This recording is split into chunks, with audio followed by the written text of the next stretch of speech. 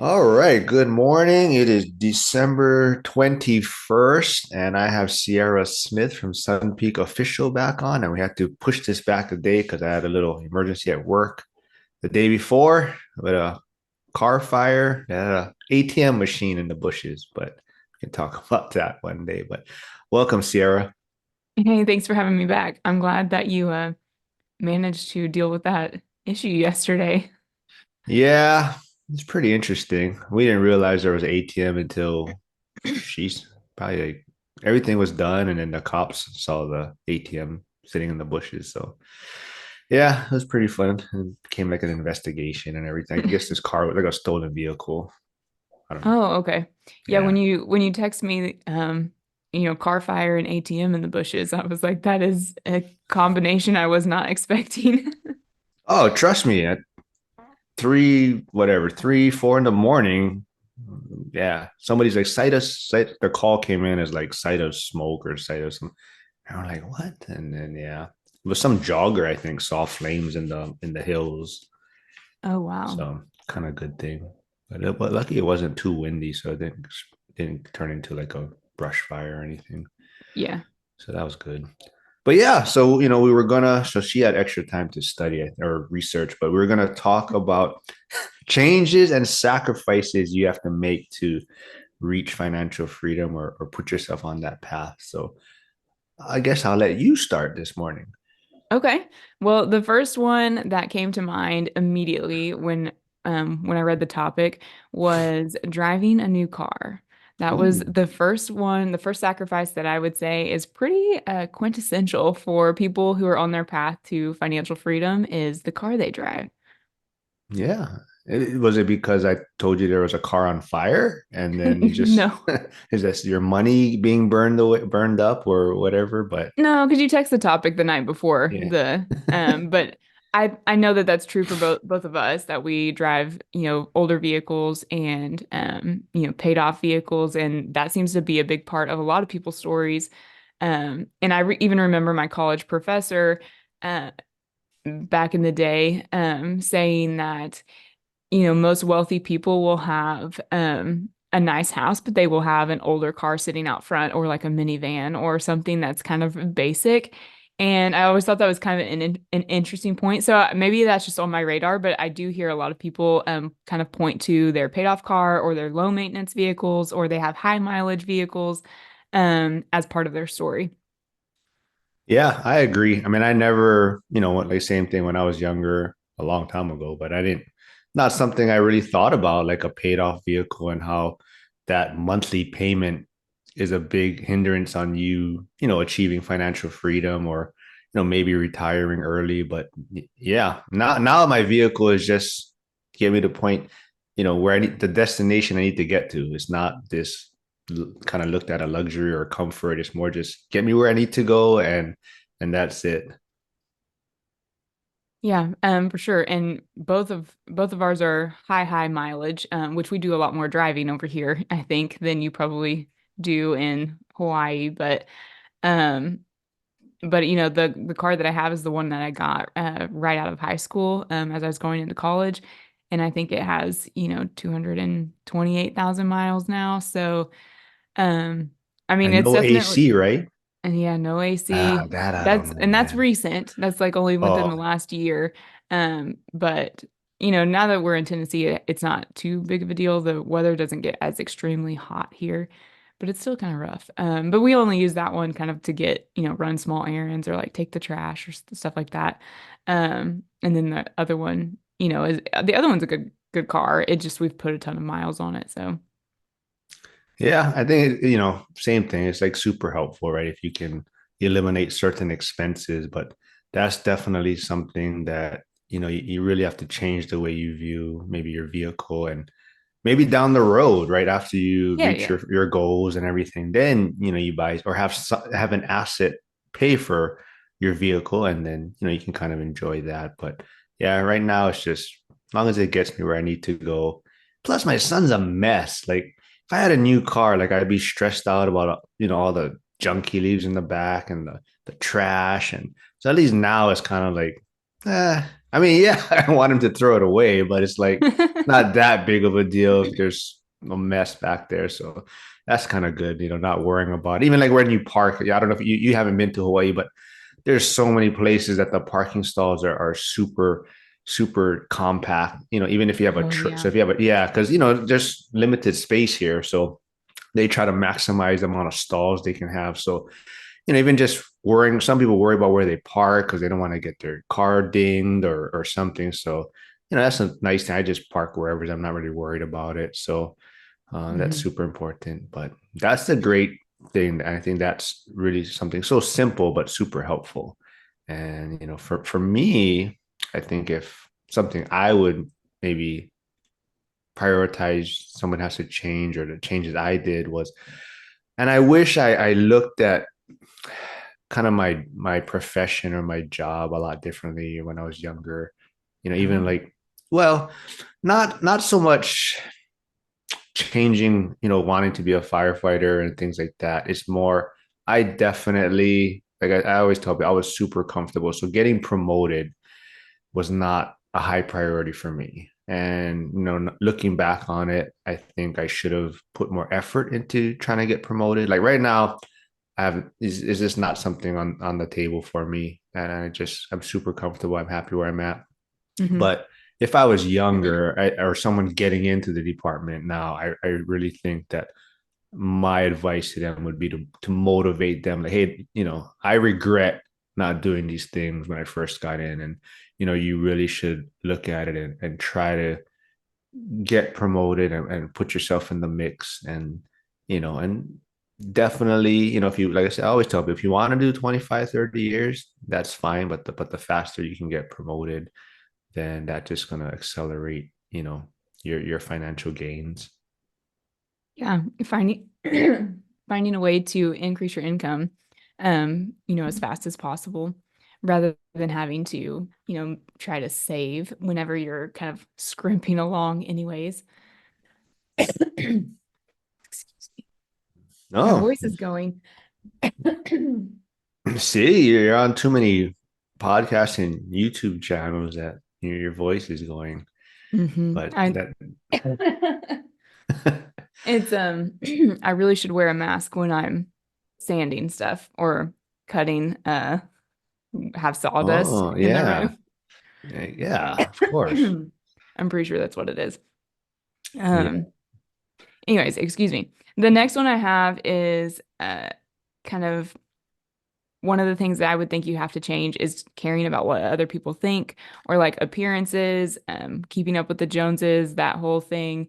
I think it's really easy when you're in kind of your early career to see other people who have kind of already made it or who may have had a leg up ahead of you if you're really, starting from doing this all on your own. And it's tempting to think that like, hey, if I'm like at the stage of life that they're in, then it should look similar. And they already have this like big house, or they already have, nice cars, or they're able to go out and vacation a lot. So I should be able to do that too. And then kind of falling into that trap of like just striving to keep up with your peers rather than really focusing on your own journey.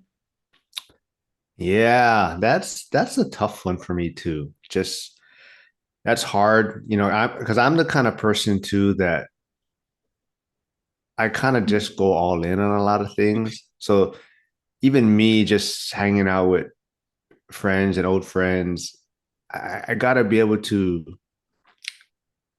kind of keep my distance in a way, because I'm the kind of, I used to be the one like, hey, calling everyone up, hey, we got to go out and drink, we got to go out and party, we got to, like it's camaraderie. Like I was always big on like, we got to do, like, whatever fire truck around, like, hey, this is our crew, like we got to go do this, and to some extent, it's I'm scared, not scared, but I got to keep my distance from doing those things because I know how I am. And once I start doing it, it's like it snowballs for me. And then I'm like, yeah, I'm the one, I'm the ringleader kind of thing. Hey, like, we got to do Mhm. this, we got to do this. So, in a bad way, I guess, like I keep my distance on activities, the station outings and things like that, more because just I know how I would I get, and it's just gonna snowball on me. And it's just same thing, right? You listen, you kind of keeping up with the Joneses and worrying about what people are thinking. And I try to tell, people like, hey, you got to worry about yourself, right? And take care of these things. And at the end of the day, no one really cares that much. No one cares what you're Mhm. wearing, no one cares what you're driving, and no one cares if you go out and party or go out and drink. It's really, you just trying to have this certain lifestyle or image to other people when actually they don't really care. Yeah, or if they do care, they're probably not your people anyways. Yeah, yeah, yeah. I know So, one big thing, at least before I moved, was like kids' birthday parties. And ooh, this is for like little kids, below the age of 10. And keeping up with the kids' birthday parties was like such a big one. And I mean, parents were spending hundreds and if not thousands of dollars to host these birthday parties. Excuse me.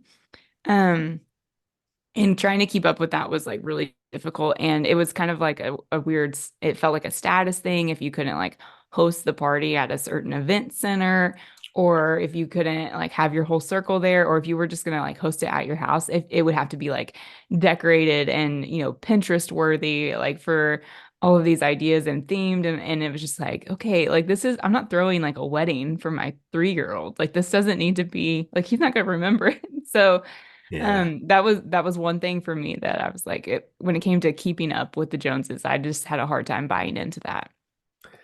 Yeah, that's a tough one. It's my cat's anyways. But that's a tough one. You got to find that balance, right? Like I because like my son gets enjoyment out of these things and Hmm. parties and activities. So it's kind of like I don't want to prevent him from having this enjoyment, but you also, like you're saying, it's kind of got to find that balance of maybe making it somewhat of a learning experience and teaching them like you don't need to do these certain things and keeping up, but at the same time allowing them to enjoy the activities and whatnot. So Right. that's a tough balance to find. But I think for me it's also kind of changing what you feed your mind. I think that's something that, it's just kind of on a daily basis. Like, what are you consuming or what are you looking at? And like, I think we joked about it a lot in other episodes before. Is like I used to follow sports so much and I used to, like fantasy sports. And I mean, I still do these things. It's just before that was like I'm consuming all this content, like knowing all these statistics for certain players and why I want to draft him and, Hmm. stuff like that. And it's like at the end of the day, it's not really helping me reach this certain goal. It's just, wasting my time almost. And so now it's, I'm consuming a lot more like financial content, real estate, insurance, side hustles, promoting, trying to figure out how to make all these videos and things like that. So it's really kind of what you're feeding your mind. And I think what I notice is even like just finding one positive kind of words of wisdom or something in the morning or when you start your day can go a long way for that whole day. Yeah, that's a really good point. Like setting your intention for the day or just kind of putting your mind in the right place. Along those same lines, like I had that on my list too, is like kind of getting rid of that like victim mindset or that scarcity Mm. mindset. Those are two really, really difficult things to overcome. And often like you're not even aware that you have them. But sometimes like, one of the most common responses to being a landlord is like, well, I don't want to deal with, fixing a toilet in the middle of the night, right? Like if that's your immediate response, then without considering anything else, I think you already have like one of those like victim mindsets, right? Like where it's the problem is yours and no one else can deal with it. Like I think that that initial response is kind of already telling of where your head is with things. And so I think that is something that you really have to overcome. It's all always boiling down to a mindset game. Yeah. Yeah. The one thing I always hear, I'm not going to say who I hear it from all the time, but it's always must be nice. Like, right, Hmm. you can say you have how many rental properties or what your portfolio looks like, and someone's always going to be, oh, must be nice, and they don't realize like, yeah, but I got all these, maintenance. Maybe I'm dealing with this tenant. I got a vacancy, Hmm. and yeah, I have these rental properties, but it's like I'm not where I want to be yet, and it's not that easy. You got to get over this hill and get Yeah. get to a certain point. But there's a lot of people that is to them, it's like, oh, must be nice having all these rental properties, or must be nice having to only work 10 days a month at the firehouse. So yeah, I hear that a Yeah. lot.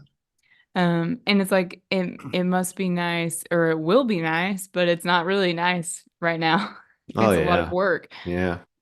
Yeah. And Yeah. it's a lot of risk. And I think that's one other thing that I had on my list was you have to kind of um you have to develop your risk tolerance and you kind of have to give up wanting a lot of cash in the bank at any one time. Like it's pretty much always going to be deployed while you're investing or on your way to financial freedom. Like it's not going to be immediately liquid. And, I think a lot of people in this, in real estate, anyways, kind of feel like they're broke after they get into rental properties because they might have cash, but it's usually reserves or it feels like allocated to solve problems or anything that comes up, and it just doesn't feel like you can really live lavishly on that income for a while. Yeah. Yes. To that point, I think it's, very important to realize that money needs to be moving. Like that's Hmm. kind of to your point. Like, we're all, people, I don't have a lot of money in an account, like a savings account, or but it's always moving to make more money. So I think that's to your point, is you have to realize like it's just money is like an extension, right? It's you have these arms and limbs, and it has to constantly be working for you. And that's how you're going to achieve financial freedom. But that's something that, we're not really taught in school, or, you don't really learn growing up, right? You think money is something you're trying to collect and save and hold on Right. to, when actually you're supposed to be just putting it out there to be making more money and working for you. And I think that's a big change that has to be made in your mindset. Yeah. I actually tweeted yesterday that, or I guess it's still called a tweet on X, um, that money is a lot like, or cash flow is a lot like blood pressure. And like you have to like be able to manage it. And can you have control over making it go up with things that you do or go down with things that you do? And can you handle like the fluctuations? And I think that being able to have cash flow instead of just cash savings and letting it build up is a better tool for financial freedom. When did you post that? I didn't see that. Last night, I think. Huh. I don't think your stuff pops up on mine very often. Or maybe I Well, I mean, don't I put mean, very much out there. yeah. Yeah. I like to tell people, it's kind of like, making it the cash flow and your money working for you is like kinetic energy, right? And just Hmm. holding on to it is just like static energy, and it's not really doing anything for you. It's like net worth, right? Yeah, it's a value, but it's not really working for you, right? And you're Right. having your money deployed is, more like kinetic energy that's growing or moving around. And I think that's what you just gotta kind of either learn or be around other people that are have that same vision and mindset, and realize that your money has to be working for you. Yeah. But I Well, that think, was most oh of yeah. my list. Do you have any others? Um, let me see here. Mm, I guess we can finish with, you just gotta kind of, maybe the last two is kind of the same. Is dreaming big, and kind of just also realizing what is achievable, and Hmm. not just that mindset of, um I will do something, but more like I can do something, right? And just, oh, actually, no, the other way. I will do something, and not I can do something, right? You're just gonna put that effort out there, and it's more the effort that you're gonna put in, right? And realize that, just gotta realize that you may fail, and a lot of people fail, but everyone that has made it or has succeeded, they've kind of had this vision and believed in themselves, and that's kind of what you have to also do, and just realize that failure is part of it. And but if you know that you know, it, you're gonna get it done right at the end of the day. Yeah, like do you really trust yourself to figure it out? And are you taking ownership over if it fails or not? And are you able to like that responsibility? I think a lot of people want to play the blame game and or they might have that mindset where, oh well, you're lucky or you must have had some sort of event in your life where your ship came in and you made it happen. But do you have that mindset where you're taking ownership over like, well, can I go out and make this happen for myself? And if it fails, like I'm responsible and I'm the one to blame and I'll adjust and try again. And that's hard for people to do. I mean, that's hard for me to do. I don't like to take those kind of risks and I don't like to be the one to blame if it all goes down. Yeah, that's what that, I kind of struggle with the whole dreaming part of kind of having this big vision. And so that's, my son, like I said, he's made me a better person and makes me kind of see the world a little bit different. And, I'm trying to, get him to dream and have these visions. And I think that something that I struggle with is I never was a person that it was kind of just, yeah, I get it, take every day as it comes and whatnot. So I didn't have these big lofty goals, or I didn't have this, like the vision board and everything. And I think Oh yeah. that's what I have to do better at. And I think, having my son is something that I'm trying to help him with. So it just helps me. Yeah, that's interesting because that's not something I've struggled with. I definitely was a big dreamer. So I don't know where that came from really. I definitely have the mindset that I assume that I can pretty much do anything until I prove to myself that I can't. And so uh I just give it a go usually, or I at least think that I can. And I mean, but on the flip side of that, like I've started a bunch of things that I've never finished because I am easily, sucked into a new dream. Hmm.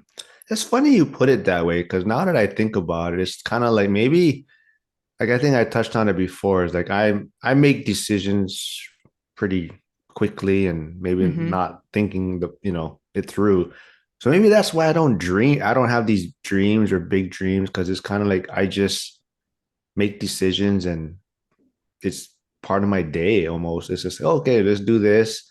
And I don't have time to sit there and I'm setting these vision boards, and so yeah, I don't know. Maybe that's why. Yeah, well, it sounds like you're a little more reactive than proactive, I guess. Like in Yeah. the when, because like if you have an idea, then you can't just I mean, decide on it in the moment, right? Like it takes some forethought before you can execute. But if you're just waiting until in the moment to, the moment comes to make the decision, then there's not really a lot of time to like daydream about stuff. Yeah. I used to daydream about my fantasy football team and baseball team a lot, but like how am I gonna make my team better and stuff like that. So now it's definitely different. Yeah. I think I do better though, because now I don't, like, same thing. You don't overanalyze your team, and you're not like trying to study all these statistics, and you just, Hmm. yeah. But yeah, this was fun. I mean, yeah, this was I think super helpful, and it made me, sometimes you see those blind spots on where you can improve, and how you can accelerate things, and definitely, yeah, I gotta have bigger dreams or make a vision board. Yeah. Um, yeah, I mean, I think being clear about what your why is or that's really enough to compel yourself to move forward. I don't know that you have to have anything specific long term. I get mixed signals from people on if you should have really specific long term goals or if you should have more vague long term goals and specific short term goals. I think all of that is just boils down to do you know yourself and how you operate. But I think you do have to know kind of like your first principles in life are like your values that are most important. And then you have to have like some sort of compelling vision for your life to kind of move yourself forward and that's usually just a why. Like if you're doing it for your kid or if you're doing it for, any specific reason that really motivates you. And like that's enough to kind of move the ball down the field. Yeah. I do have some runner-ups Oh. on um things that you could sacrifice if you want to, be on the path of financial freedom. And these were just ones that I thought, a lot of people probably feel like these are what they have to give up.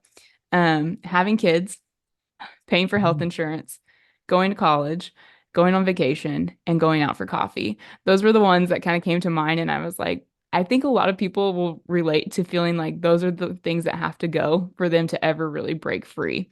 And it's actually the more that I, say it, you might have to give up one of those for a while to break into some money so that you can move yourself forward. And it's a tough thing to navigate, but those are expensive things that add up. Oh yeah. Definitely kids. They're man, expensive. But I think it all comes back to your point of like scarcity mindset, right? I mean, it's kind Hmm. of, these are just things that, are part of life, expenses, health insurance, kids possibly, your coffee if not. But it's just so if you have a scarcity mindset, it sometimes, yeah, you're gonna be trying to eliminate certain things. Hmm. But if you have an abundance mindset, then you're just trying to figure out how you can obtain all these things. And I think that's a big difference right there. Yeah, for sure. Yeah, well, always fun. I'm glad we got to do this, even though we had to push it back a day. But yeah, we'll do this again next week. And thanks for always coming on. And yeah. Yeah, thanks Uh, for having me. I like doing these talks. All right. Well, have a great weekend. And I think we'll do one before Christmas. I don't know. Or maybe not. Well, you have a great Christmas. Yeah, Merry Christmas. Okay. Bye bye.